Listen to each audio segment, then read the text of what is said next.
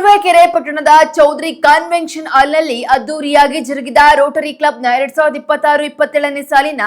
ಪದಗ್ರಹಣ ಸಮಾರಂಭದಲ್ಲಿ ಮಾಜಿ ಶಾಸಕ ಮಸಾಲ ಜಯರಾಮ್ ಅವರು ನೂತನ ಆಂಬ್ಯುಲೆನ್ಸ್ ಸೇವೆಗೆ ಚಾಲನೆ ನೀಡಿ ಸಂಸ್ಥೆಯ 12 ವರ್ಷಗಳ ಸಮಾಜಮುಖಿ ಸೇವೆಯನ್ನ ಶ್ಲಾಘಿಸಿದ್ದಾರೆ.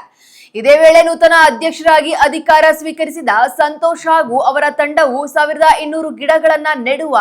ಹಸಿರೇ ಉಸಿರು ಅಭಿಯಾನ, ವಿದ್ಯಾರ್ಥಿಗಳಿಗೆ ನೋಟ್ಬುಕ್ ಹಾಗೂ ಪ್ರತಿಭಾ ಪುರಸ್ಕಾರ, ಬಡ ಮಕ್ಕಳ ದತ್ತು ಸ್ವೀಕಾರ, ಸ್ಯಾನಿಟರಿ ಪ್ಯಾಡ್, ವೆಂಡಿಂಗ್ ಮೆಷಿನ್ ಅಳವಡಿಕೆ ಸೇರಿದಂತೆ ಒಟ್ಟು 12 ವಿನೂತನ ಜನಪರ ಸೇವಾ ಯೋಜನೆಗಳನ್ನು ಅನಾವರಣಗೊಳಿಸುವ ಮೂಲಕ ಬಡವರು ಮತ್ತು ತುರ್ತು ರೋಗಿಗಳಿಗೆ ರೋಟರಿ ಕ್ಲಬ್ ಎಂದೆಂದೂ ಬೆನ್ನೆಲುಬಾಗಿರಲಿದೆ ಎಂದು ಭರವಸೆ ನೀಡಿದ್ದಾರೆ.